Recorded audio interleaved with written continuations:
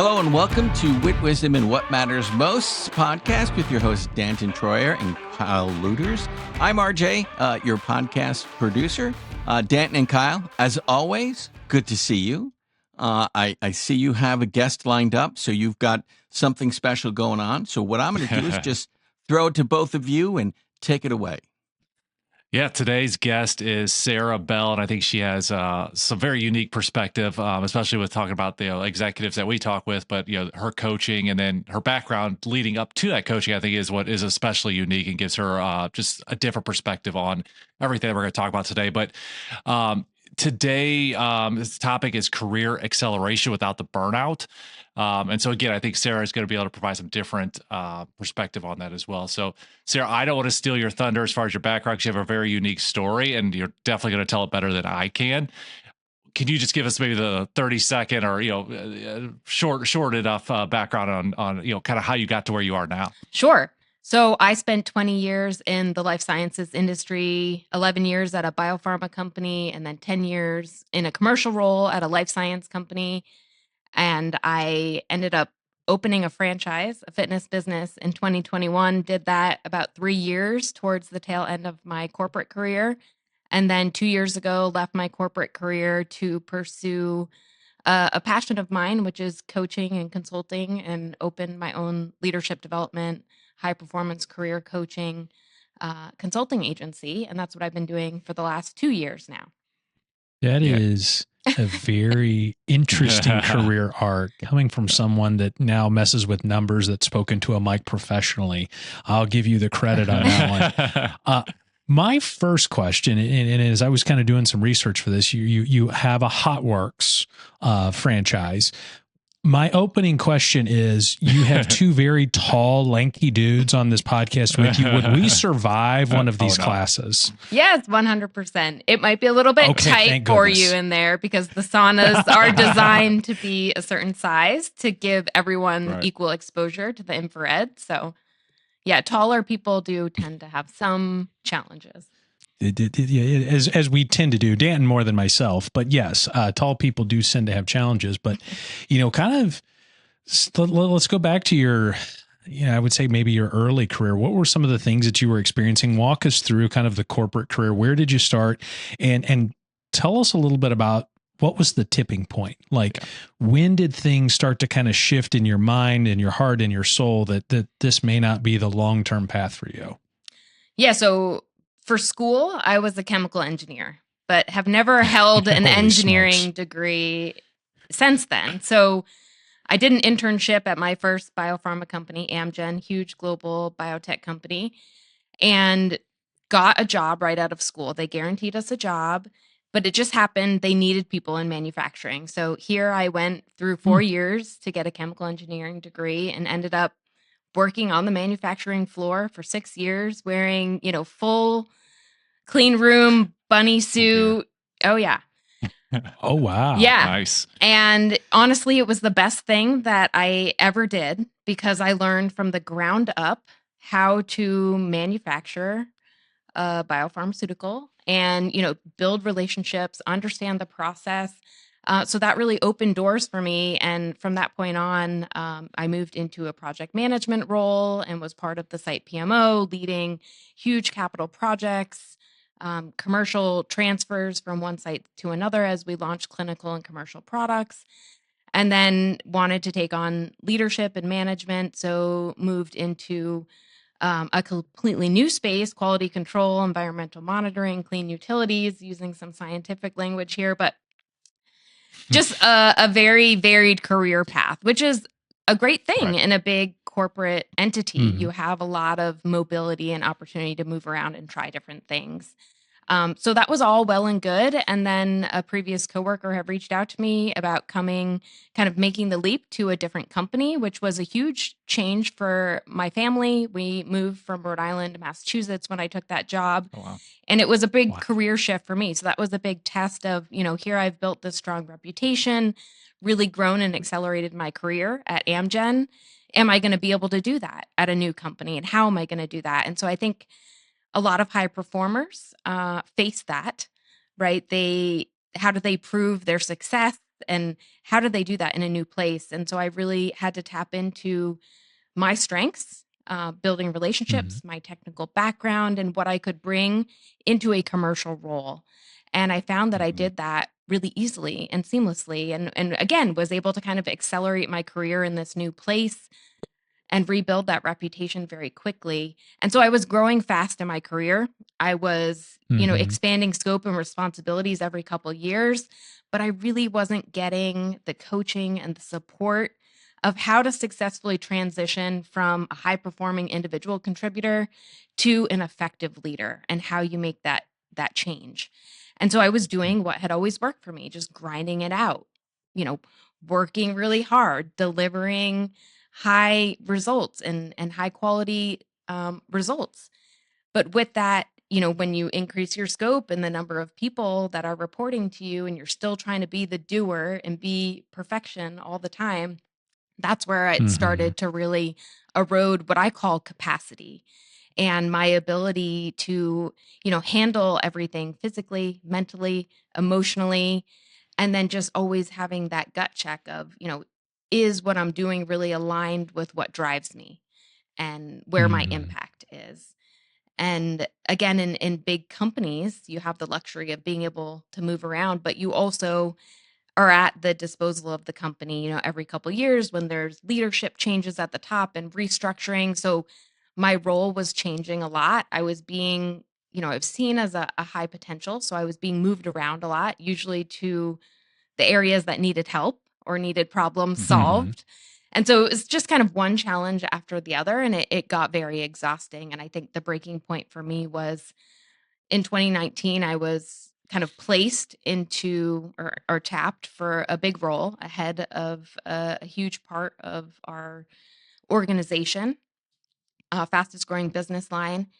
And it was a huge developmental step for me. And I took it and built a strategy. Everything was going well. This is, I took it kind of 2018, 2019, getting into execution of the strategy. And we started facing some supply disruptions, and then COVID hit. And so I was working in life science for the product line that provided everything for vaccine manufacturing.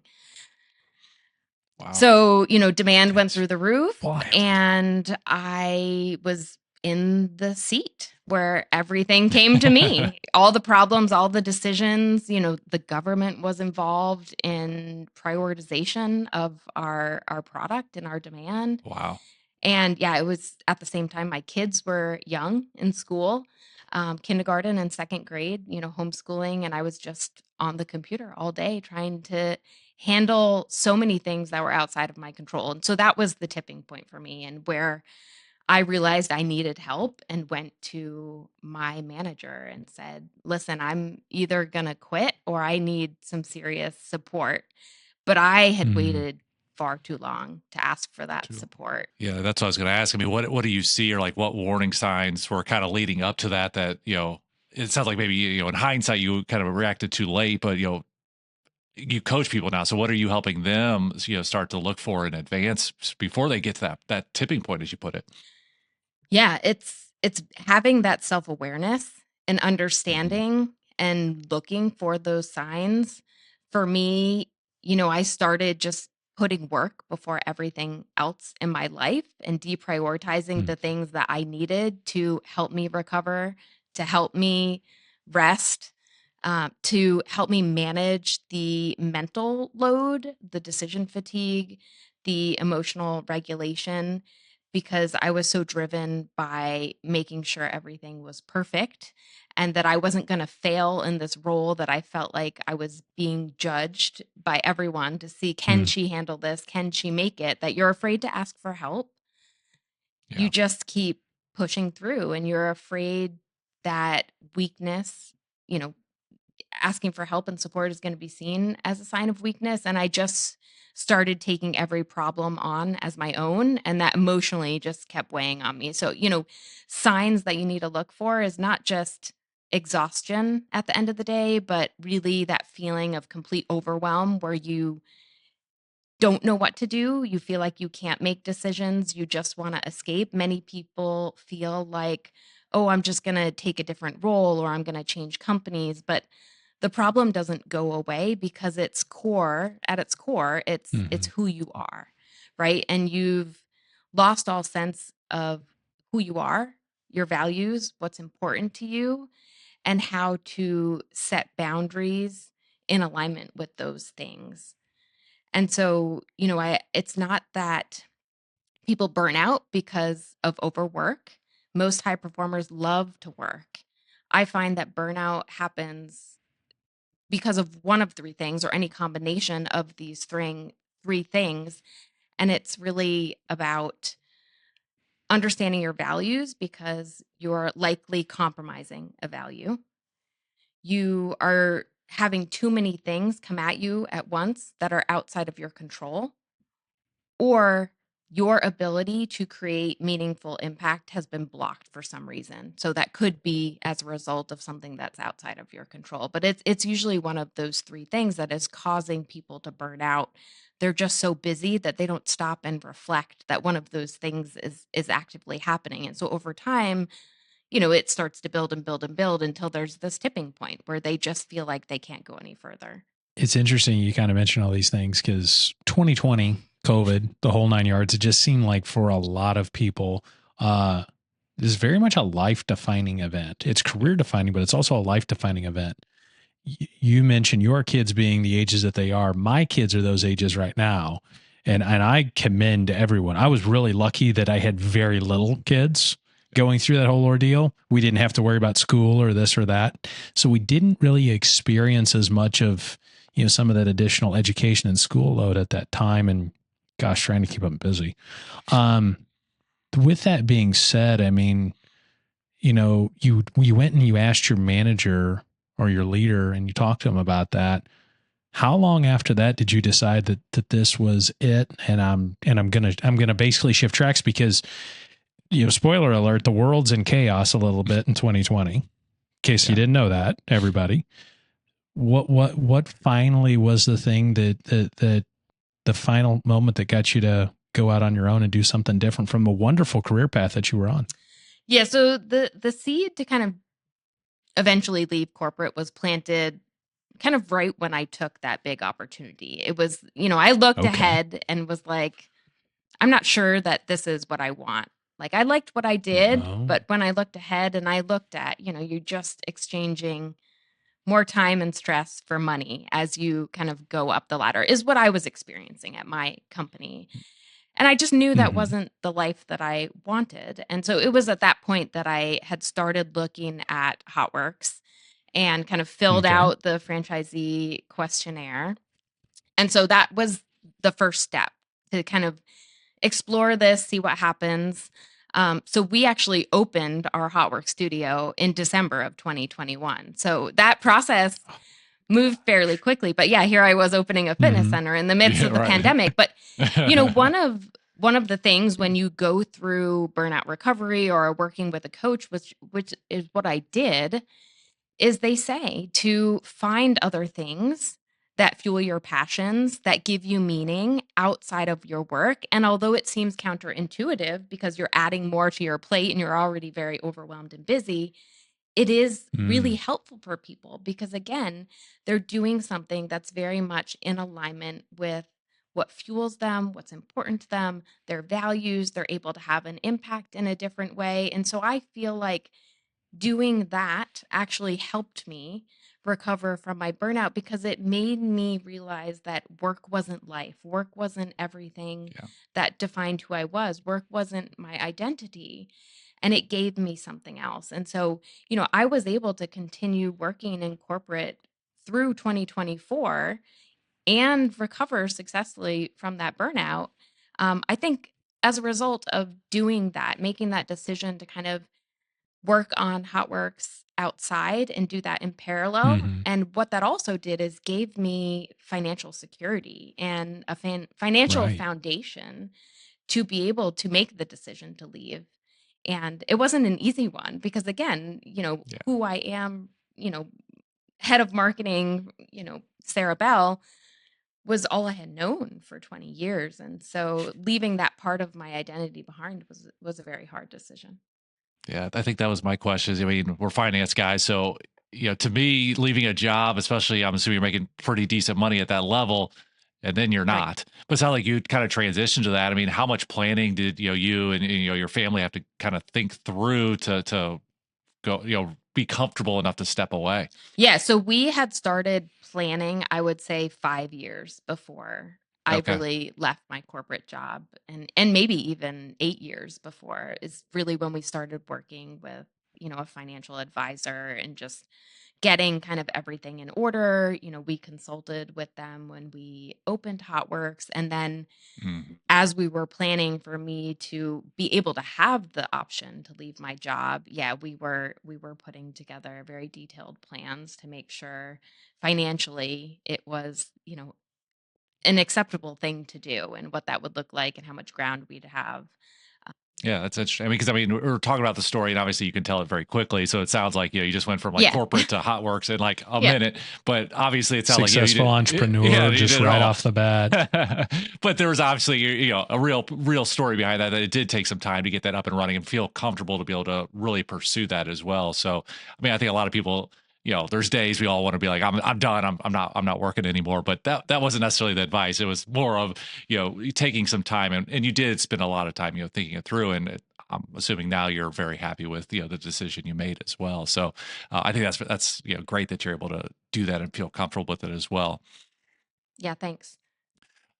One of the other questions was, at least through work, and it sounded like you had a little experience this with bosses and maybe different positions that are offered or kind of, I don't know, say push, but what boundaries do you see for folks, especially at that executive level, that they're really important to make sure that they are keeping that work-life balance? And I was actually talking with our marketing person the other day, and I don't remember where I was, but I wasn't at the office. She's like, "Are you working today?" We didn't have to. I'm like, I don't know. I mean, I work kind of every day, all the time, sometimes, but like, what is work? It's just life. So, what are some of those boundaries that you see that are important for folks so they can avoid from, just this burnout? Yeah, so much we talk about time management and boundaries around Hmm. time, right? But it's more so about energy management.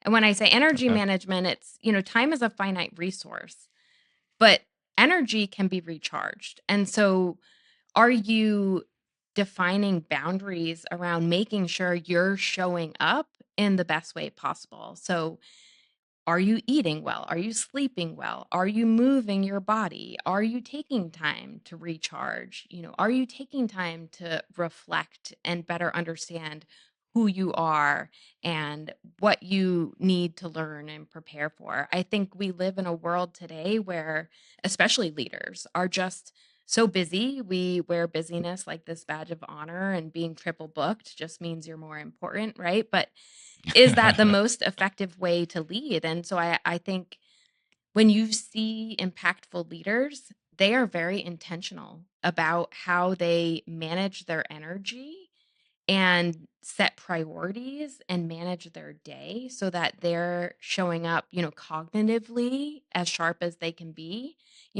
the way they decide on what they work on at what point in their day, the decisions they're making versus the decisions they're delegating. So, boundaries aren't just what time you're going to start working and what time you're going to stop working, and if you're working at nights or on the weekends, right? It's so Mhm. much more about where you spend that time and energy, what meetings you're attending, how you're developing your team, what you're delegating, what you're willing to review and oversee and what you're not, right? And sometimes that means disappointing people. Sometimes that means not being there for someone when maybe you should be. And sometimes that means, letting a ball drop to help someone else grow and develop as a result. And, I think that's really the hardest part that leaders have in their transition, especially kind of out of high performing individual contributor to leader, is they can't do everything themselves and be responsible for success, across everything. They have to pick and choose. And that's really hard when you're a people pleaser Yeah. and a perfectionist. Let's say perfectionist, yes. Yeah. And so, and ultimately, not to get too deep here, but a lot of that comes from a lack of self-trust, a lack of self-worth, a lack of self-belief. And so a lot of people just need to really understand kind of the root of that, where that comes from, so that they can work on overcoming those things so that they don't hold them back and they feel confident saying no, even if that means saying no to a leader above them, which a lot of people feel like they can't do. You work with a lot of people that are high performing individuals. You coach them into being high performing leaders. This question comes up often, but can anybody be a leader, a highly effective one? I think it comes more naturally to some people. There are just innate leadership qualities that some people have or they don't. That doesn't mean that anyone can't overcome some of those things. I think most innate leaders naturally want to lead. It just aligns with what drives them and what their values are. They're driven by wanting to have impact. So I think I really test people to understand, is leadership what they want, or is leadership just what they think they should want or they think needs to be their next step? And I think a lot of companies now are realizing that just because you're effective and very good at your job doesn't mean you need to be a leader. Right? They're creating higher level technical roles, higher level roles where you can excel in it and make a good salary without being a leader, because not everyone is meant to be a leader, just like not everyone is meant to be an entrepreneur. I think it's very glorified in our society today, but it's not for 100%. everyone. I think it's a very important thing to put out there, because I almost feel like in the 80s and the 90s, especially at a lot of bigger companies and some of the small ones too, but even a lot of the bigger ones, is like you would take the best performing salesperson and immediately put them in like the sales manager role.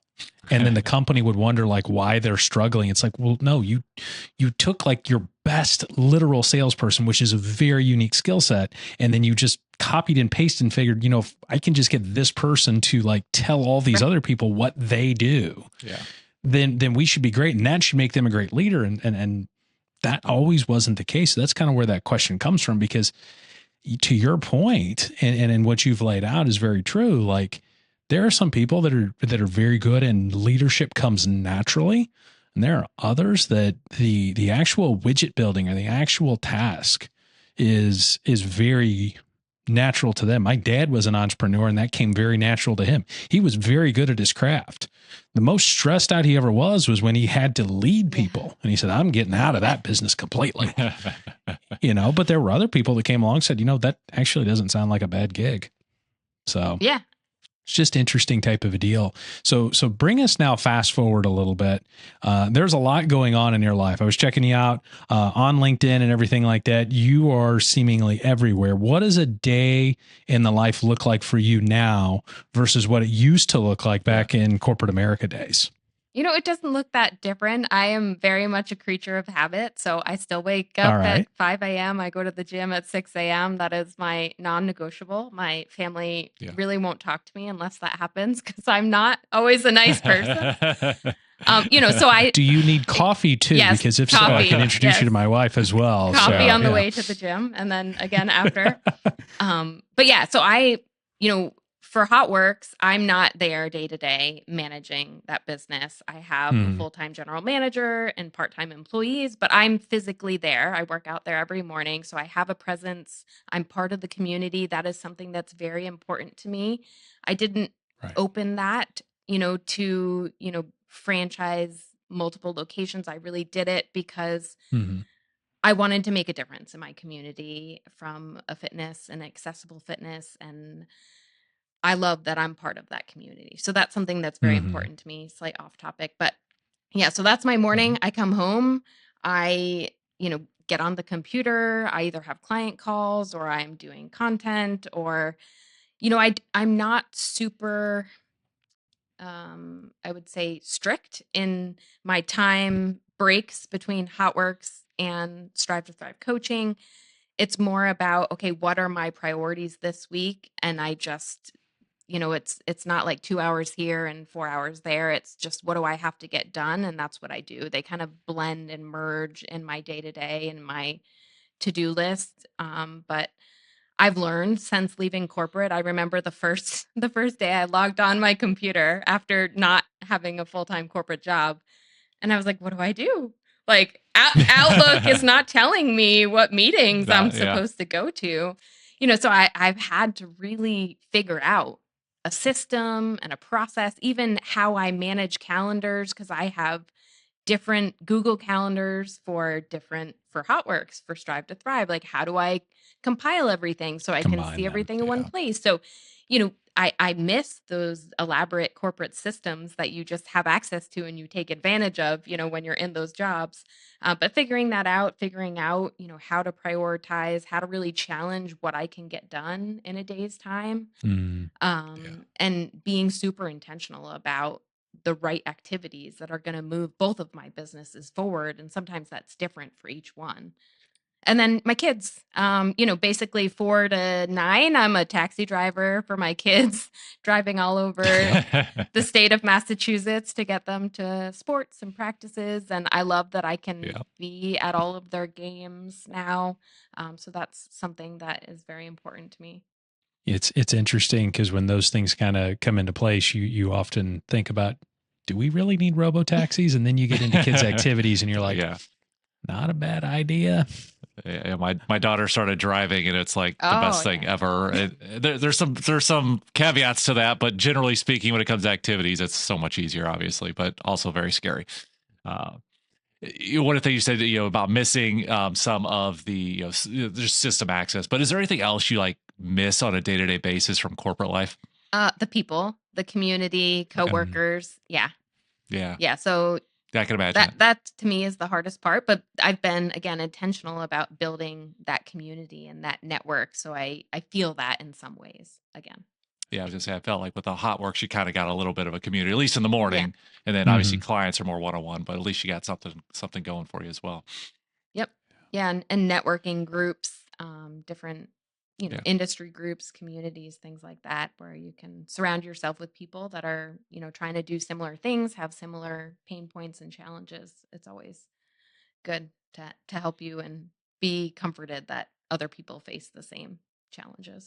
Before we light on out of here, Sarah's like, is there anything that throughout your journey, if you were to put a bow on this experience that you are still currently living, is there any like couple word phrase or even like short sentence that you would use to summarize like everything you've been through and what you've learned?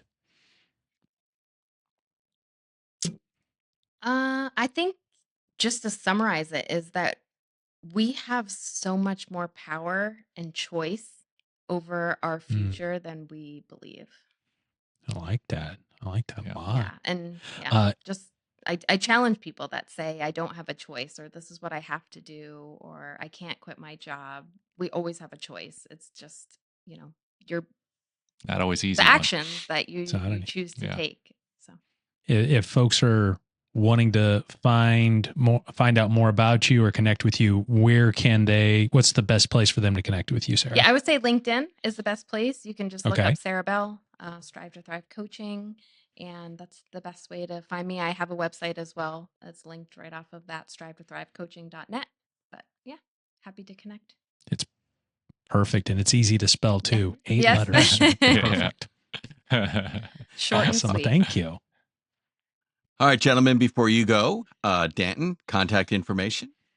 Yep. The website for the podcast and to reach us directly is wit, wisdom, and whatmattersmost.com.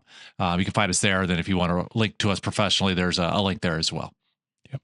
All right. Kyle, want to add anything? This is a fantastic conversation, as they always are. Sarah, thank you for being an incredibly insightful guest, and also encouraging us to, though they might be cramped quarters, still try Hotworks yoga at some point, and make good choices as to how we contort it. Got it. Thank you so much for having me. This is great. All right. Thanks, Sarah. All right. Thanks, Danton and Kyle. Looking forward to your next podcast. And thank you for listening to today's Wit, Wisdom, and What Matters Most podcast. Please like, follow, and share this podcast with friends and family. Until our next Wit, Wisdom, and What Matters podcast, I'm RJ Malik.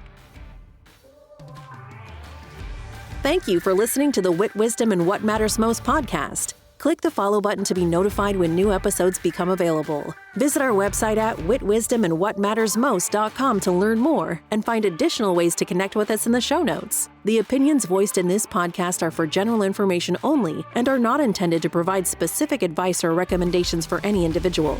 To determine which strategies or investments may be suitable for you, consult the appropriate qualified professional before making a decision. Investment advisory services offered by Moneta Group Investment Advisors, LLC, an investment advisor registered with the Securities and Exchange Commission.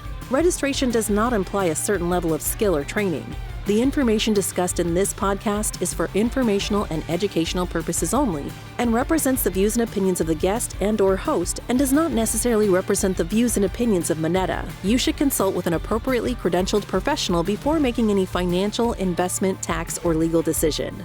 Past performance is not indicative of future returns. All investments are subject to risk of loss. Please see disclosure for additional information.